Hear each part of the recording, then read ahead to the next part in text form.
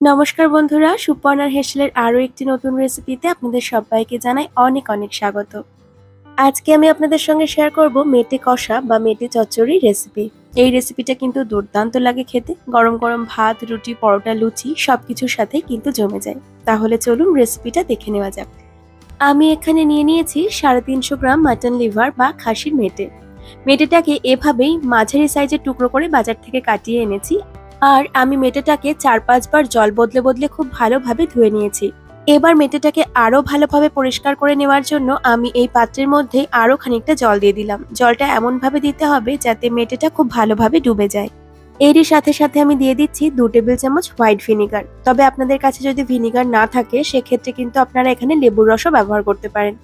এবার ভিনিগারটাকে খুব ভালো করে জলের সাথে মিক্স করে এই মেটেটাকে ঢেকে রেখে দেবো 15 মিনিটের জন্য। অনেক সময় দেখা যায় যে মেটে কষা বা মেটে চচ্চড়ি রান্না করলে তরকারির রংটা কালচে হয়ে যায়, এছাড়া মেটে থেকেও একটা বাজে গন্ধ আসে। এইভাবে যদি আপনারা মেটেটাকে পরিষ্কার করে নেন তাহলে কিন্তু সেটা আর হবে না।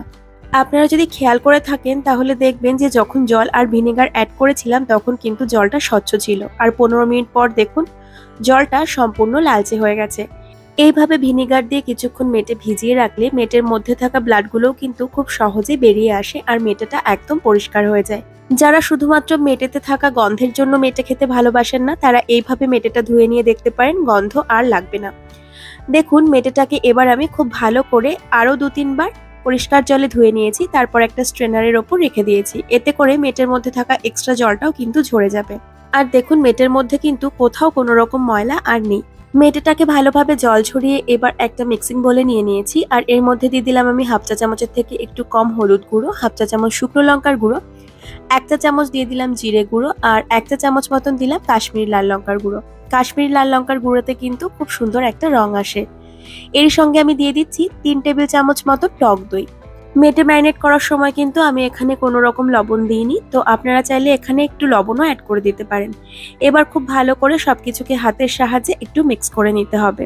মেটেটাকে আমি ম্যারিনেট করে রেখে দেবো 30 মিনিটের জন্য। আপনাদের হাতে যদি সময় বেশি থাকে তাহলে কিন্তু আপনারা 1 ঘন্টার জন্য এটাকে ম্যারিনেট করে রাখতে পারেন। আর ততক্ষণে আমি বাকি কাজগুলোকেও গুছিয়ে নেব। মেটেটা আমার ম্যারিনেট করে নেওয়া হয়ে গেছে, এটাকে সাইডে আমি সরিয়ে রাখছি আর নিয়ে নিচ্ছি একটা মিক্সার গ্রাইন্ডারের জার। মেটে কষাতে দেওয়ার জন্য আদা রসুন পেঁয়াজের একটা পেস্ট বানিয়ে নিতে হবে। তার জন্য আমি এখানে দিয়ে দিয়েছি 2টো মিডিয়াম সাইজের পেঁয়াজ। এরই সঙ্গে দিয়ে দেবো আমি 1.5 ইঞ্চির মতন আদার টুকরো, 8 কোয়া মতন রসুন, আর দিয়ে দিচ্ছি ঝালের জন্য 5টা কাঁচা লঙ্কা। এর আগে কিন্তু মেটেটা ম্যারিনেট করার সময় আমি শুকনো লঙ্কাও ব্যবহার করেছিলাম, তো সেটা মাথায় রেখে এখানে কাঁচা লঙ্কাটা অ্যাড করেছি। ঝালটা আপনারা আপনাদের টেস্ট অনুযায়ী অ্যাড করে দিতে পারেন।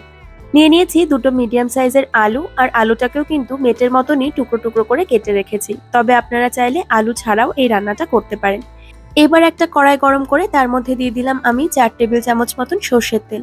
তেলটা গরম হয়ে গেলে আলুগুলোকে আমি ভেজে নেব। তবে আলু ভাজবার জন্য কিন্তু এখানে লবণ হলুদ কিছুরই ব্যবহার করছি না। গ্যাসের ফ্লেমটাকে লো টু মিডিয়ামে রেখে আলুটাকে ভেজে নিতে হবে। দেখুন আলুটাকে আমার এখানে ভালোভাবে ভেজে নেওয়া হয়ে গেছে, বেশ একটা সুন্দর রং ধরেছে আলুতে। এবার এটাকে তুলে নিয়ে আমি আলাদা একটা পাত্রে রেখে দিচ্ছি, আর এই তেলেই বাকি রান্নাটা করব।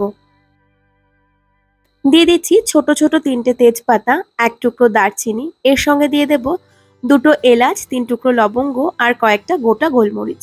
খুব ভালো করে এই গোটা মশলাগুলোকে একটু ভেজে নেব। যখন মশলা থেকে একটা সুন্দর ভাজা গন্ধ বেরোতে শুরু করবে তখন এর মধ্যে আগে থেকে পেস্ট করে রাখা পেঁয়াজ, আদা, রসুন আর কাঁচা লঙ্কাটাকে দিয়ে দেব। যেহেতু তেলটা অনেকটাই গরম হয়ে আছে তাই একবার খুব ভালো করে একটু মিক্স করে নিয়ে তারপর মিক্সার গ্রাইন্ডারের জারে লেগে থাকা বাকি মশলাটাকেও কিন্তু আমি এর মধ্যে দিয়ে দিয়েছি। এবার গ্যাসের ফ্লেমটাকে লো টু মিডিয়ামে রেখে 5 থেকে 6 মিনিট সময় ধরে এই মশলাটাকে খুব ভালো করে কষিয়ে নিতে হবে। ততক্ষণ পর্যন্ত মশলাটা কষাতে হবে যতক্ষণ না এই মশলার মধ্যে থাকা এক্সট্রা জলটা শুকিয়ে গিয়ে মশলা থেকে তেল ছাড়তে শুরু করছে। আদা, পেঁয়াজ, রসুনটার কাঁচা গন্ধ যেন কোনোভাবেই না থাকে সেটা একটু খেয়াল রাখতে হবে। দেখুন মশলা আমার খুব ভালোভাবে এখানে ভেজে নেওয়া হয়ে গেছে, মশলা থেকে তেল ছাড়তে শুরু করেছে। এবার আমি এর মধ্যে ম্যারিনেট করে রাখা মেটেটাকে অ্যাড করে দিচ্ছি। মেটেটাকে অ্যাড করার পর গ্যাসের ফ্লেমটাকে হাই করে দিয়ে মেটেটাকে মিনিট 5 সময় ধরে একটু নেড়ে নিতে হবে। এখানে একটা কথা বলে রাখি, মেটে কিন্তু 2 রকমের পাওয়া যায়। একটা মেটে আছে যেটা খুব সহজেই নরম হয়ে যায়, আর একটা মেটে আছে আপনি সেটাকে যতই রান্না করুন না কেন মেটেটা শক্তই থাকে। আর কোন মেটেটা ভালো কোনটা খারাপ সেটা আপনি আমি হয়তো বুঝবো না, তবে যারা মেটে বিক্রি করেন তারা কিন্তু বোঝেন। তাই সবসময় চেষ্টা করবেন চেনা পরিচিত দোকানদারের থেকে মেটে কেনার। দেখুন মেটেটাকে একটু কষে নিয়ে আমি এর মধ্যে ভেজে রাখা আলুটাকেও দিয়ে দিয়েছি, আর এবার কিন্তু আবার গ্যাসের ফ্লেমটাকে একদম লো করে দিয়েছি। এবার লো ফ্লেমেই বাকি রান্নাটা করব।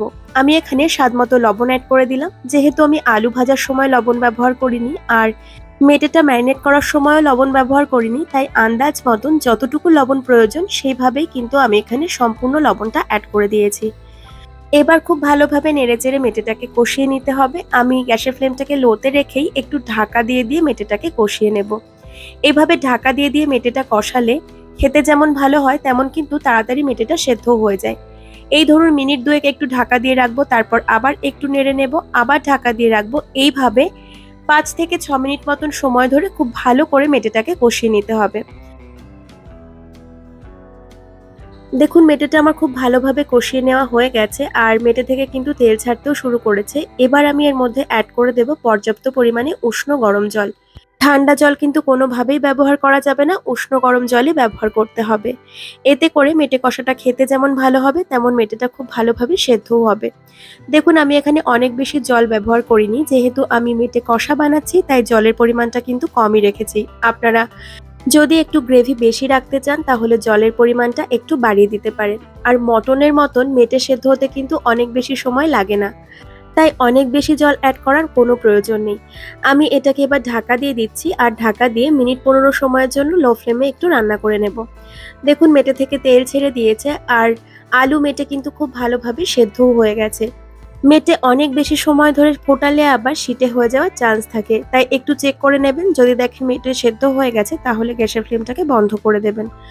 দেখুন এখানে আমি দেখিয়ে দিচ্ছি, আলু তো দেখেই বোঝা যাচ্ছে যে এটা সেদ্ধ হয়েই গেছে আর মেটেটাও কিন্তু প্রায় সেদ্ধ হয়েই এসেছে। তো আমার কাছে সামান্য একটু শক্ত বলে মনে হচ্ছিল, সে কারণে আমি এটাকে আরও কিছুক্ষণের জন্য ঢেকে একটু রান্না হতে দিয়েছিলাম। মানে ওই মিনিট 3 সময় ধরে আরও একটু রান্না করে নিয়েছি ঢাকা দিয়ে। গ্যাসের ফ্লেমটা কিন্তু আমি লোতেই রেখেছি। এইভাবে মেটে কষা একবার বানিয়ে দেখবেন, ভীষণ ভালো লাগে খেতে।